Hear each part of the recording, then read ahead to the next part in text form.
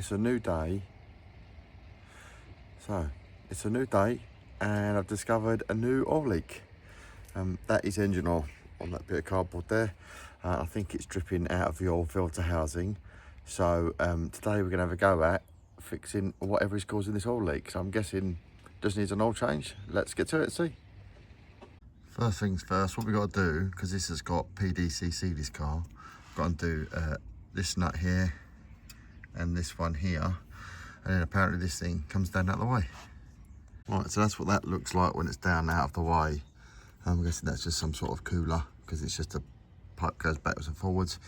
And now you can see all the oil up there.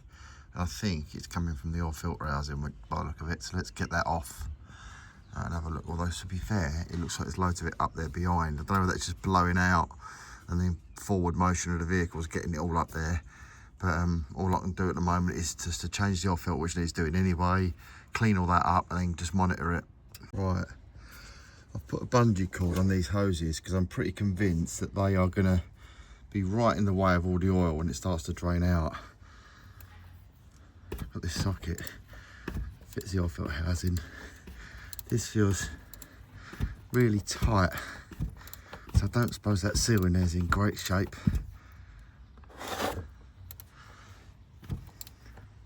It's quite hard to hold the camera and get onto this socket at the same time, but just about managing it. Oh, this is good job there's no oil in that pan.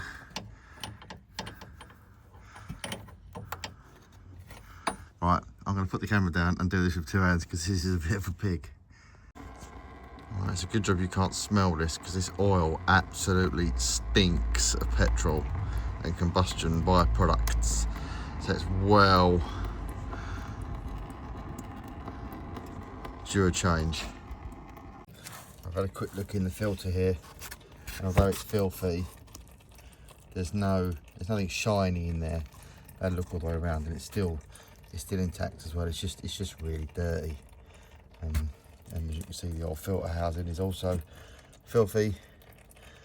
So we'll get that seal change and get that cleaned up while that's continuing to drain out. It seems to be quite a lot of oil coming out of the oil filter housing unusually, because normally they stop quite quick, but this has been going on quite some time.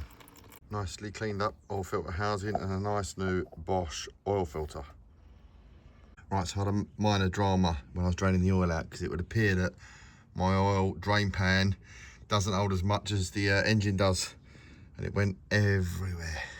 I managed to get the oil extractor out quickly, and as you can see, each one of these little lines is a litre. So 1, 2, 3, 4.5 litres are in there, and the pan is almost full up as well. Proper panicking, because look, it's gone everywhere. Right, let's pull this out of here, see how much mess we've made on the drive. Ooh, what a mess. Oh look, I think the cardboard saved my bacon. There's plenty of oil on the cardboard, but looks like hardly any of it's actually come off. What a result. How much bloody oil was in this thing then? I thought this pan held 9 litres. Obviously it don't. It says like, look, what's that there?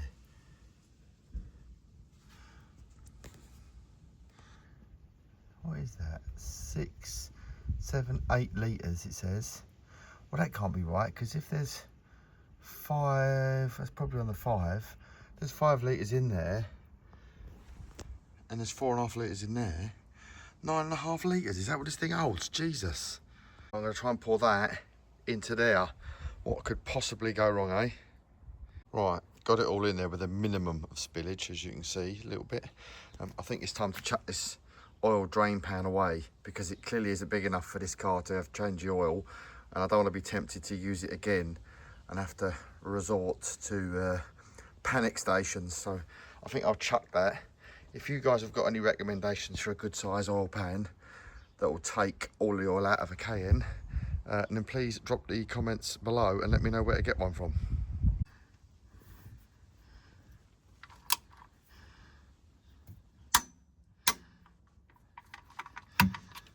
Torque setting is 50 Newton meters. Right, I put the oil in, used Smith & Allen oil.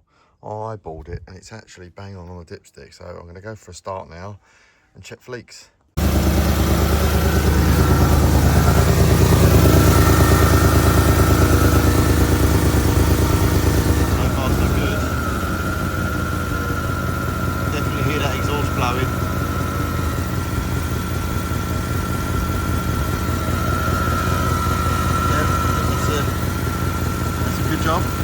Ran it for 5 minutes, or not even 5 minutes, more like a minute, and I've just checked the dipstick and it's gone from max to dry, so that oil filter must hold a hell of a lot of oil, so I'm going to top it up again. Just topped it off with probably another litre and a bit of oil, and yeah, bang on now by the looks of it. Right, next thing I'm going to do is change the air filters, and I've just taken all this like pipe work off here. I don't know if I need to do that or not, but when I've done it I've noticed that that means the lid isn't on the air filter properly, which means it's just sucking in dirty old air from up the street. This one seems properly in there, but that's a bit of a worry. Look at that. How can you get that wrong?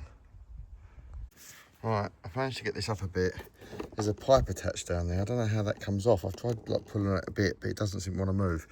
But what's concerning is all this, look. This is in the clean side. This is the side that goes to the intake. All this, look at it, it's just, that's all dust and dirt and shit that the engine's been sucking in. Absolute muppet who ever worked on this before. Couldn't even get an air filter lid on properly. I hope it's not done any lasting damage to the bloody engine. No wonder the MAF sensors give me a bit of a fault. It's probably covered in shit. Right, I can't get that pipe off down there. I don't want to pull it too hard. There's some sort of vent pipe on the side there. Yeah, I don't want to yank it in case I snap it, because it looks fairly important because it's on the clean side. So I'm leaving it on there. I've given the box a wipe out, the air box a bit of a wipe out. Now I'm just going to fit the filter back in that half and then try and get the lid back on. Right, there we go. That's the air filter back in properly, rather than Muppet and Co. who did it before. So the bottom's actually hooked in there properly now and doesn't move about. The right hand side was in properly, so it's all clean in there. It's a bit dirty in the dirty side. I'll just blow that out with an airline. I'm not sure what make these filters are. I've never seen Wix filters before. They seem a bit cheap and nasty, and it is pretty dirty, so it definitely needed doing. Nice new Bosch filter in there. I've just realised something. I'd like to change the plugs, and I think because the airbox sort of sits here, it might be in the way of the plugs. So I'm going to leave that lid off for now. I might have to take this lid over here back off again. So I'm definitely going to have to look at how to get that pipe down there off. Otherwise I won't be able to get the lid out of the way. So maybe I'll try and consult the manual and see if there's some sort of special way to pull that off, or whether it's just a yank and hope it don't snap. All right, sometimes I wish I'd never started, because I've just had a look there and that belt is past its best. So I'm going to have to order a new belt, and that looks like a really complicated web of routing there. I'm not even sure where the tensioner is. I think it's probably that one there. It's sort of plastic, looks like an idler. There was supposed to be a diagram of how the belt routes there, but as you can see, there's only a tiny hint of it left. So one for the notebook, another belt. Okay, so I've undone this first Torx bolt here, and as you can see, the second one is in the hole, but ineffective, which is interesting. Not quite sure I'm going to get to that one at the back there. Hang on. Yeah, there's no bolt in there, so I don't actually need to get to that one, because they've obviously not bothered to put it back in. That's just this one here then. Okay, so now I see why there was no bolt holding that plastic cover on. It's because some doofus has snapped off this little Torx bit in the cam cover. Genius. All right, got one of the plugs out. I'm guessing it's 1, 2, 3, 4 on that side, and then 5, 6, 7, 8 on this side. I'm not sure, so that would be plug 6. Yes, the plug 6 is probably a bit past its change date, but it isn't too bad. It's not black or burnt, it's just looking old. So it looks like I've ordered the right plugs, because the old one is a Bosch R6 and the new one I bought is a Bosch R6. So I've actually got that right, which is well done for €2 car parts for not sending me the wrong bits. So I thought this might happen, because there's a rubber insert on the plug socket. It's now stuck on the sodding plug. and I can't get it off. Oh, you absolute fucker. Why?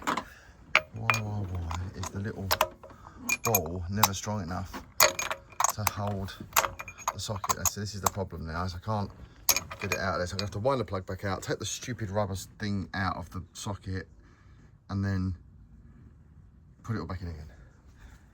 Right, so obviously now, because I've taken the rubber insert out of the spark plug socket, when I undo the spark plug, the socket isn't bringing it out. So, use my magnet on a stick to draw the plug out. Let's have a little look at this plug. And again, that's plug 5. I'm guessing if we're going by the same number that I mentioned a minute ago, it doesn't look too bad at all. Again, probably a bit past its best, but nothing to scream about there. That looks pretty normal. Okay, so this is plug number 7. Yeah, again, looks all right. No oil on it. So far, so good. I don't want to speak too soon, but it's going all right at the moment. Last one up the back here, which I guess is number 8, just had a random bolt in it. So a random 8mm bolt rather than one of these Torx ones. And there is a big arse battery cable right in the way there. So I've taken this little tiny pin out, so to remove this reservoir out of the way to get to the plug hole, but I'm not entirely sure how that battery cable comes out of the way. I'm guessing I'll unbolt it there and move it out the way, but I'm a little concerned because there's another battery cable going off the other way, and obviously that's live. I don't really want that touching anything under here, because that's a bit of a risk. So I'm just trying to work around that at the moment. This was a bit of a juggling act because I'm kind of holding this out of the way with one hand, holding the cable out of the way with the other hand, and then trying to undo the whole lot with a ratchet. That is number 8. Again, don't look too bad. A bit past its sell-by date, but other than that, in good shape. Right, so they're all back in. This little jobby here, it just sort of hooks over that little clip there and then onto this little pin. Yeah, there you go. A little leakage out of the cap there where I've had it inverted, but only a tiny dribble. Now I've plugged the coil packs back in, so I don't forget, otherwise it will run lumpy. There we go. Get on there. Alright, so that's all the coil packs back on. And the plugs back in, so I need to put that little bit of trim back over there, and then that side's a good one. Ah, there's the reason why there was no bolt in number 6 there, because it's attached to the plastic still and it's snapped. Nice. Right, so this side's a bit more challenging, so I can't get a socket in there to undo that Torx bit at the back there because there's not enough room, so I'll have to get like a Torx key, which luckily enough I do have, so I'll get a Torx key on that one. This one here is obviously got a bit of access to it because there's nothing around on this one, which is quite good. So I'll undo that on my fingers, as you can see.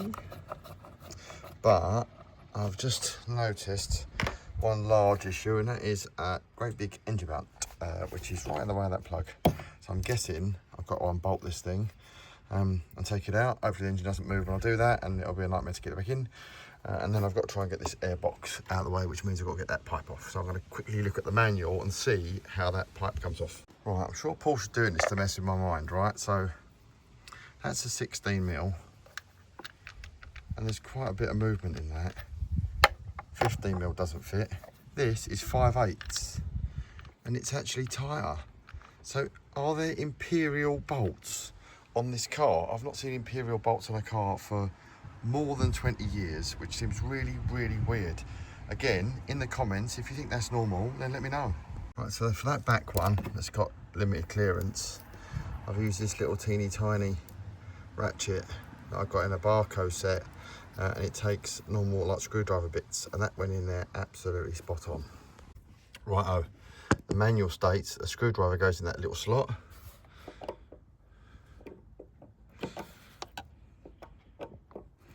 Pings that cap back like that.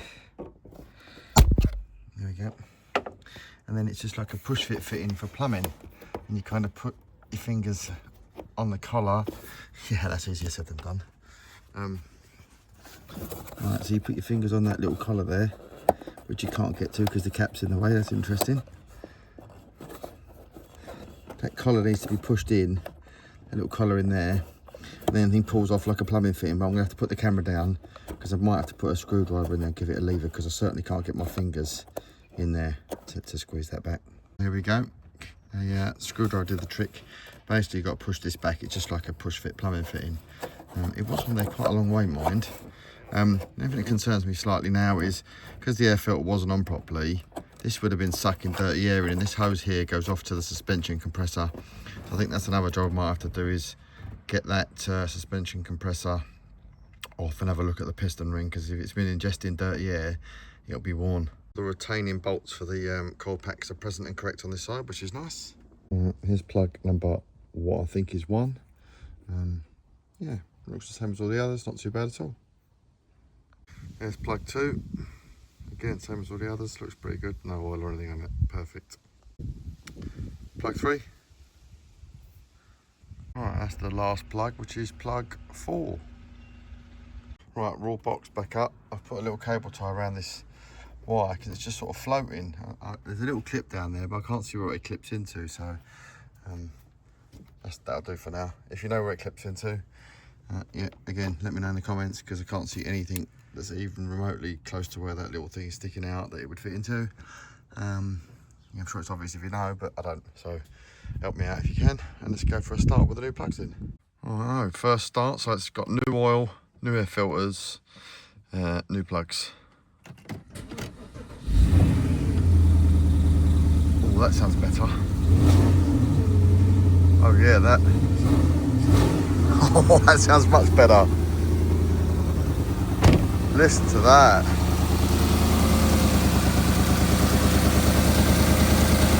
Yeah, that's a million times better. The throttle response is so much better as well. Hold on, I've not plugged that pipe back in. This one. It's plugged the compressor pipe back in. That's better. Sounds glorious now, that V8. Right, so I just discovered something else. So if I give it a little rev now, it sounds pretty good. If I press this little special button here, which is different from that button because there's 2 sport buttons, but now listen.